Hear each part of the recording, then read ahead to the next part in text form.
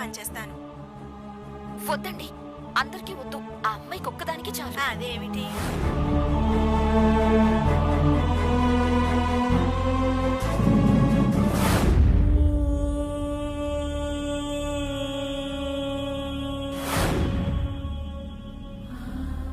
ఆయుష్ గట్టిది, బతికిపోయాడు.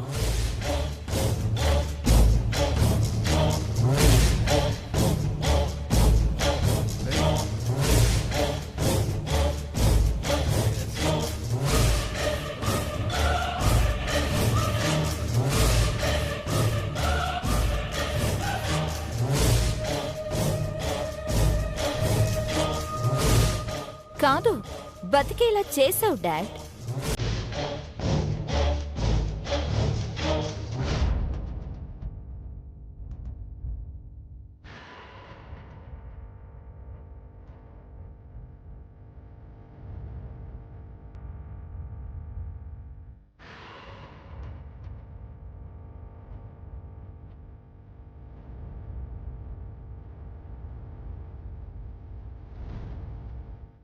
అవును సామాన్య, పాపం. లేకపోతే ముగ్గురు కరడు కట్టిన రౌడీలు సూర్య కళ్ళలో మట్టి చల్లి కర్రలతో రక్తం వచ్చేలా కొడుతున్నారు.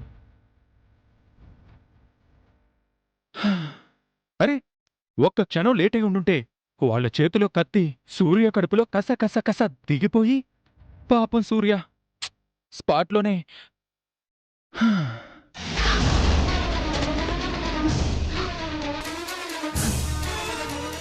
Thank God, thank you very much dad. నిజంగా ఇదంతా నీ వల్లే. నువ్వు లేకపోయింటే ఈరోజు సూర్య. ఏమైనా జాగ్రత్తగా ఉండాలమ్మా.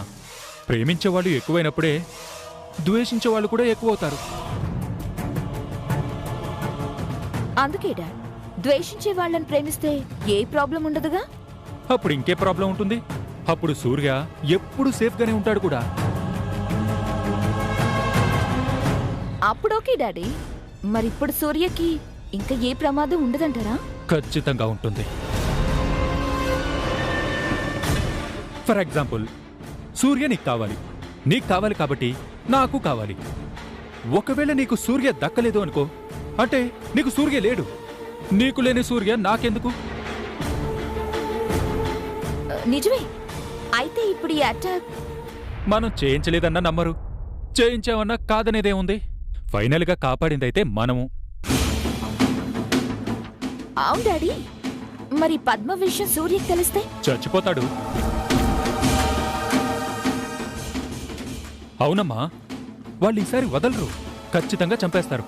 నా చేతిలో కూడా ఏమీ ఉండదు, ఎందుకంటే సూర్యకి ఈ విషయం తెలిస్తే మన మీదకొస్తాడు.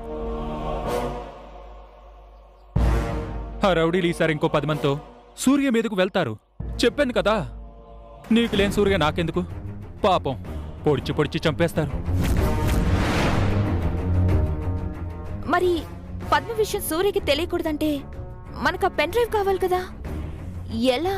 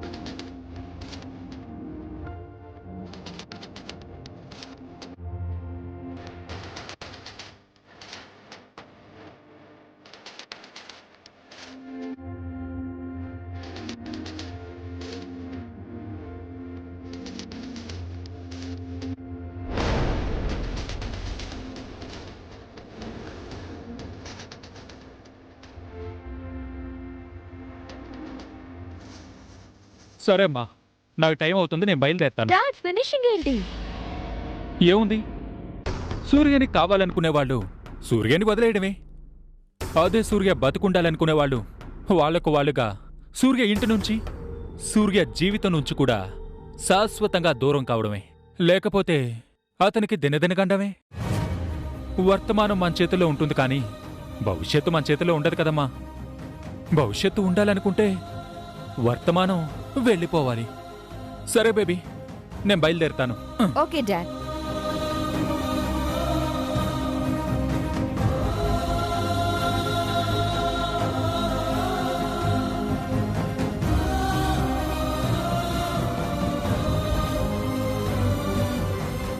ఆయుష్ గట్టిది, బతికిపోయాడు. కాదు, బతికేలా చేసావు డాడ్. ఏమైనా జాగ్రత్తగా ఉండాలమ్మా. ప్రేమించేవాళ్ళు ఎక్కువైనప్పుడే ద్వేషించేవాళ్ళు కూడా ఎక్కువ అవుతారు.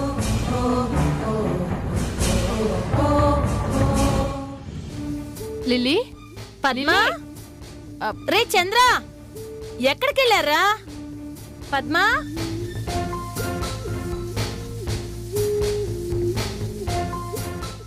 ఎక్కడికి వెళ్ళారు వీళ్ళు? మనం మార్కెట్కి వెళ్ళొచ్చి ఇంతసేపు అయినా ఇంట్లో ఎవరూ కనబడరే?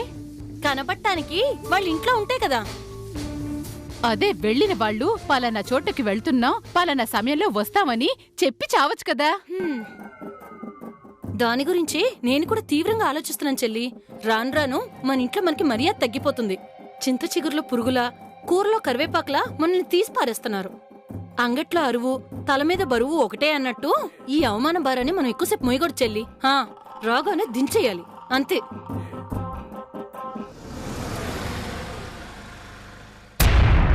అదిగో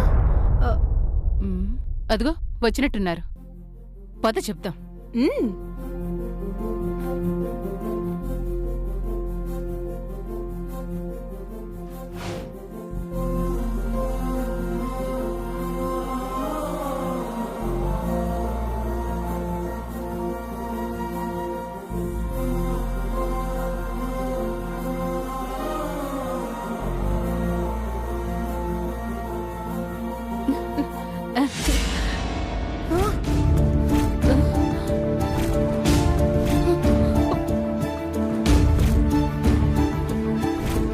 సూర్య,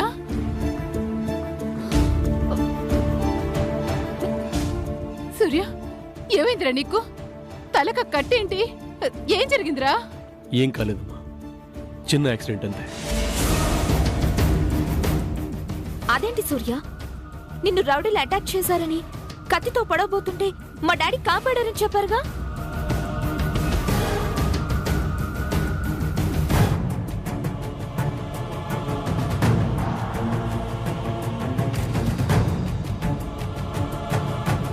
ఏంటి, రౌడీలు నా కొడుకుని కత్తితో పొడవబోయారా?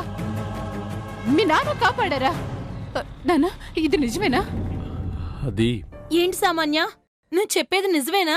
నిజం రాజీ ఆంటీ. రే, ఎవర్రా వాళ్ళు? నిన్ను పొడవాలని ఎందుకు అనుకున్నారు? నీకేమన్నా అయ్యుంటే, అమ్మో, తలుచుకుంటుంటేనే గుండెల్లో వణుకు పడుతుంది. ఎవర్రా వాళ్ళు?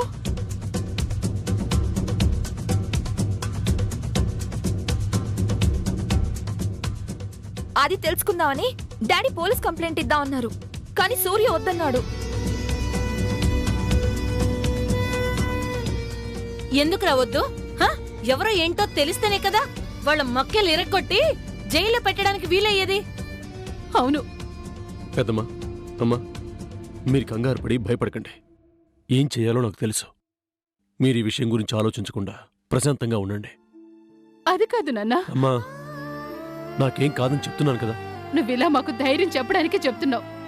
కంటికి రెప్పలా కాపాడుకుని పెంచింది వాడెవడో చంపేయడానికా? ఏం కాదమ్మా. నువ్వేంటి పద్మా ఇంకా ఇక్కడే నిలబడ్డావు? డాక్టర్ గారు రెస్ట్ తీసుకోమని చెప్పారు కదా, వెళ్ళి లోపలికెళ్ళు.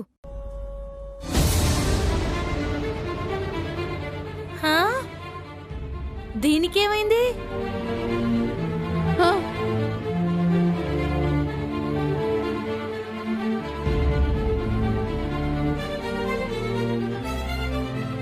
మూలిగి నక్క మీద తాటికాయ పడ్డట్టు నీకేమైందే పద్మా? ఏమైంది సామాన్య? అంటే అది సమంత, నువ్వు చెప్పు.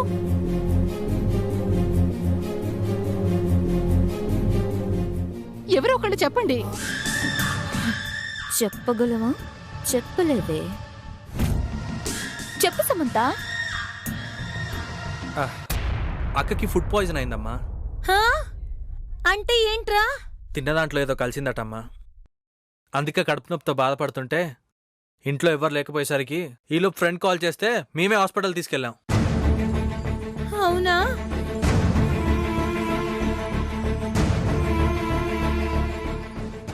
పద్మోదిని సేవ్ చేయగలిగాను కానీ నిజాన్ని మాత్రం కాపాడలేకపోయాను. ఇంతకీ పద్మ, నువ్వు తినదానిలో ఏం కలిసిందంటే? అమ్మా, ఫుడ్ పాయిజన్ అంటే ఎవరో ఏదో కలిపారని కాదు. ఆహారం చెడిపోయినా నిలవగా ఉన్నా అవుతుంది. డాక్టర్ గారు భయపడాల్సిన అవసరం లేదన్నారమ్మా. సో భయపడాల్సిన అవసరమే లేదు. బావగారు, అక్కని లోపలికి తీసుకెళ్ళండి. సరే రా Padma.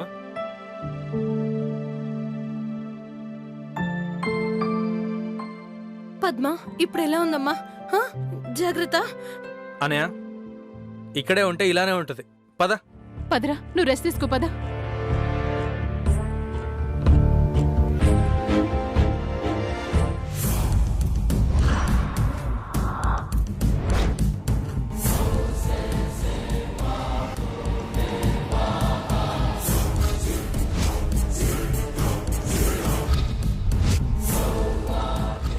Thank you Samantha, thank you very much.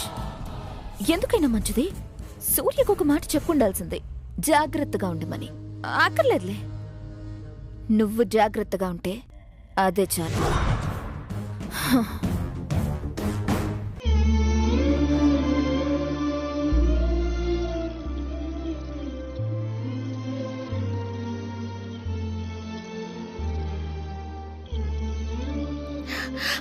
ఇంకేం చెయ్యాలి? ఎలా వాళ్ళని ఫేస్ చేయడం? నాలో ఉన్న వీక్నెస్ ఏంటి? వాళ్ళకున్న అడ్వాంటేజ్ ఏంటి? విలువలు వాళ్ళకి లేవు.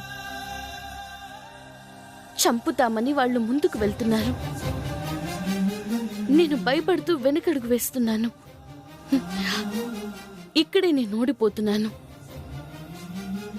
నా వాళ్ళని కాపాడుకుంటూ నిన్నెలా గెలవగలను? ఎలా?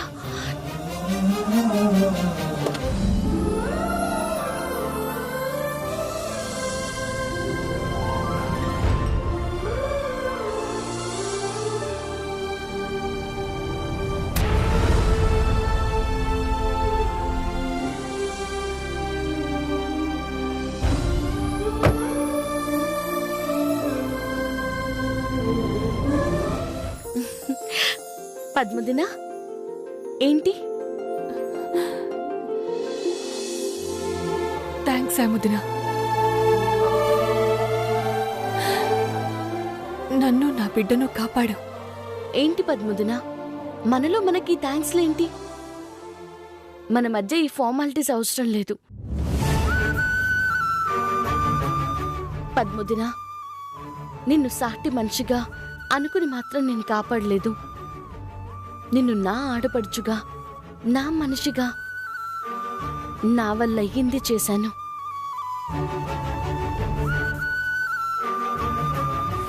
చూడు శామ్, నిన్ను కాపాడాను అంటే నేనేదో నీకు ఫేవర్ అయి కాదు. ముందు నువ్వు అది గుర్తుపెట్టుకో. నిజానికి అబద్ధానికి మధ్య అర్థం తెలియకుండా బతుకుతున్నావు.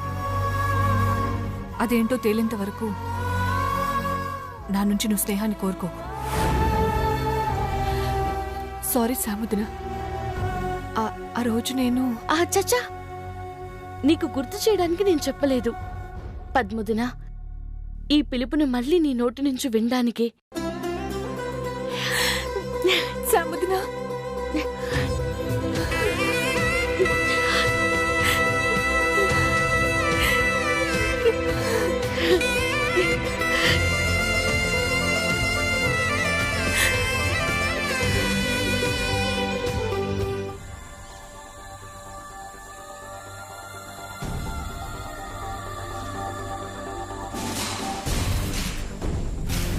రేయ్,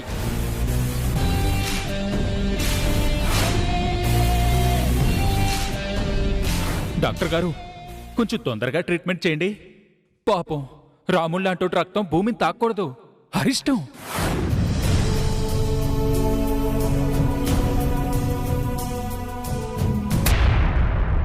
సూర్య,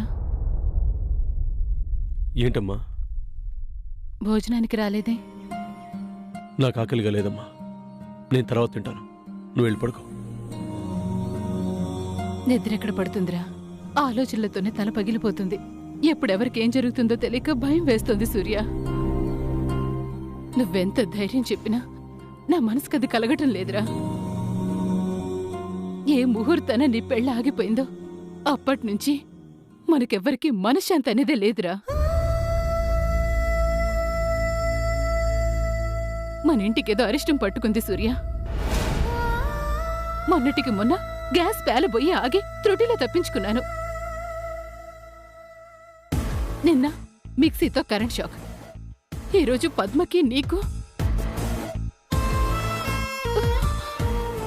ఆపదలు ఏదో ఒక రూపంలో మన చుట్టూ తిరుగుతూనే ఉన్నాయి సూర్య. ఏదో ఒకటి చేయకపోతే కష్టం అనిపిస్తుంది. చేస్తానమ్మా, కానీ కొంచెం ఓపిక పట్టు. ప్రతి సమస్యకి ఓ పరిష్కారం ఉంటుంది. కష్టం పోయే మార్గం కనపడుతుంది. అమ్మా, బాధొచ్చిందని భయపడితే, ఆపద కలిగిందని కృంగిపోతే ముందుకు వెళ్ళలేం. ఇక్కడే ఉండిపోతాం.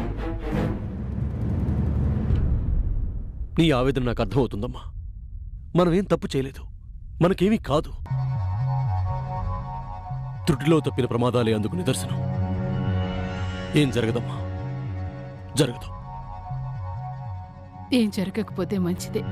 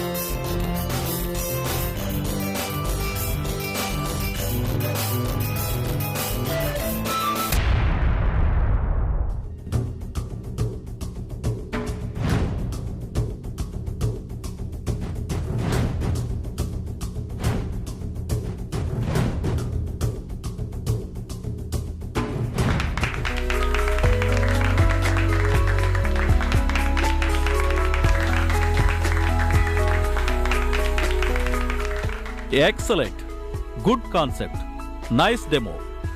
మాకు చాలా నచ్చింది. అవును, ఈ డెమో రెడీ చేసింది ఎవరు? ఇంకెవరు? మా మేనేజర్. నేను కాదు సార్, మన అసిస్టెంట్ మేనేజర్ సమంత మేడం గారు చేశారు. ఈ డెమో క్రెడిట్ అంతా మేడం గారిదే.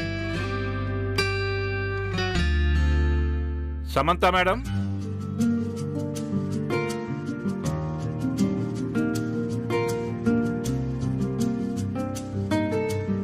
Congrats madam. Thank you sir. Very nice. Thank you. Wonderful demo. Thank you so much sir.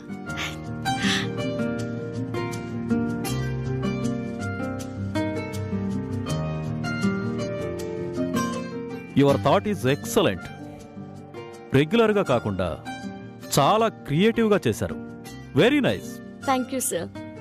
Mister Surya Vajrapati, done. Agreement ఇవ్వండి, ఇక్కడే సైన్ చేస్తాం. Sure sir.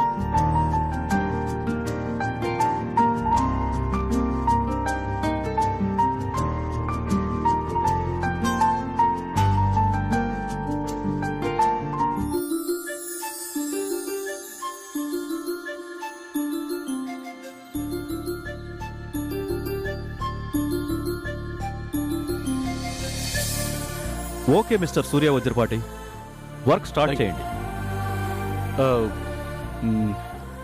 మీరు ఇంకేమైనా బెటర్మెంట్స్ చెప్తే అవి కూడా. నో, అద్భుతంగా ఉంది. దేనికి ఇంకా బెటర్మెంట్స్ దేనికి? చంద్రుడికైనా మచ్చుంటుందేమో గాని ఈ డెమోకి ఏ వంక లేదు. యాజ్ ఇట్ ఈస్ చేసేయండి. No corrections, only compliments. Very good.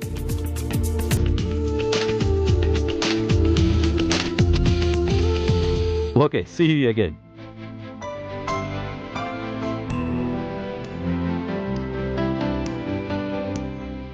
Samantha గారు, good job. Thank you sir. All the best. Thank you sir.